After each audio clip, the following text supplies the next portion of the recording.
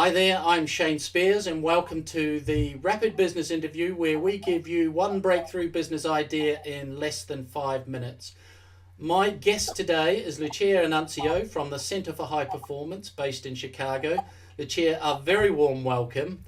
For those of you who don't know Lucia is a trusted advisor to the CEOs of the world's leading companies. As an expert on strategy attainment and business transformation, she teaches a course on high performance leadership, the most popular executive course at the Booth School of Business in Chicago. She is the author of 3 successful management and leadership books, 2 of them which I have sitting on my shelf right here. She has been a guest on numerous television and radio programs, and she has shared her findings on high performance in the workplace as such venues as the World Economic Forum, the International Conference on Knowledge, Culture and Change, and the Brookings Institution. It is an absolute pleasure to welcome an internationally recognised speaker and thought leader on high-performance business environments.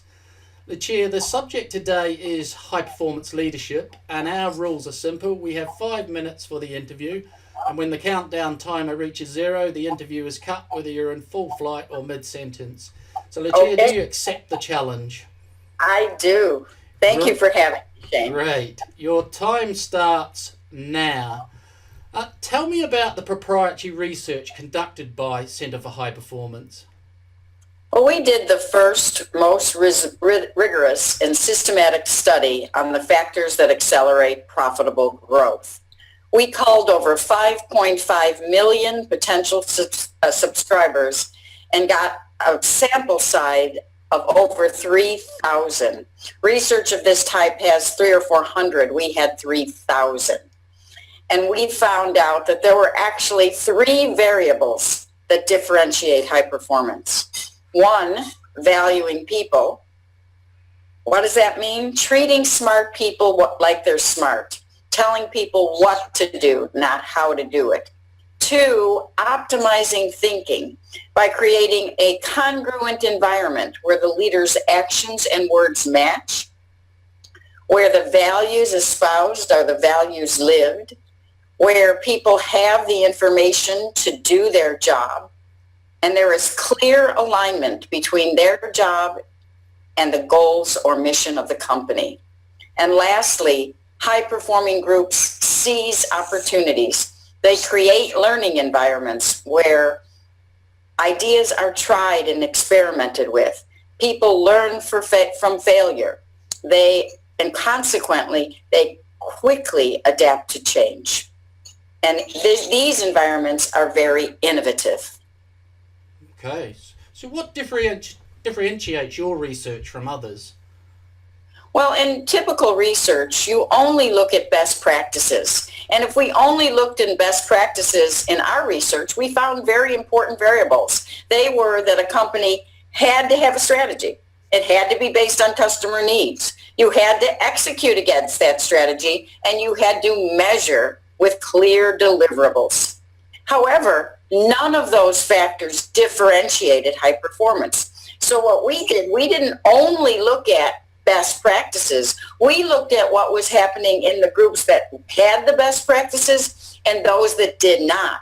And we looked for the differences. And therein lied what we called the secret sauce, what I told you earlier, valuing people, optimizing thinking, and creating learning environments by seizing opportunities. For example, there is a company in Silicon Valley. It's called NetApp. NetApp is about a Fortune 200 company in the billions and is in 16 countries right now. They have been Fortune's #1 company to work for in America. Right now, our #1 company in 16 different countries, and last year we're the #1 company in China. The chairman of that company, Tom Mendoza, says that at NetApp, they hire the smartest people they can, and they ask them, tell us 3 things we can do differently, because if we only do what we're doing now, one of us is redundant, and it isn't me. He also adds, at NetApp, we don't care who made a mistake. We care why a mistake happened. Why did it happen? What can we learn from it? And how can we turn it into an opportunity for success? Those are the factors that differentiate high performance. Do you have to have a strategy? Yes. Do you have to execute it? Yes.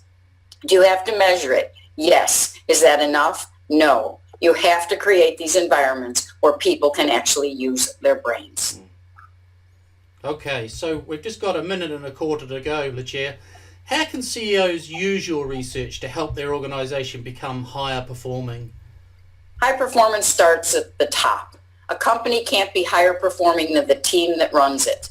If the executive team doesn't emulate the high performance environment that I just described, that environment will not trickle down throughout the company. Often, CEO teams are the absolute cause of of decreasing high performance, and they don't do it on purpose. That team has only one purpose, and it is to make good decisions about where the company is going and how they get the money to get there. And how they interact with one another, how those decisions are vetted, sets the culture and the performance of the entire company. Great. Thank you, Lucia. Just for everyone, it will be below the video. To find out more from Lucia's work or more information on yours, go to www.centerforhighperformance.com.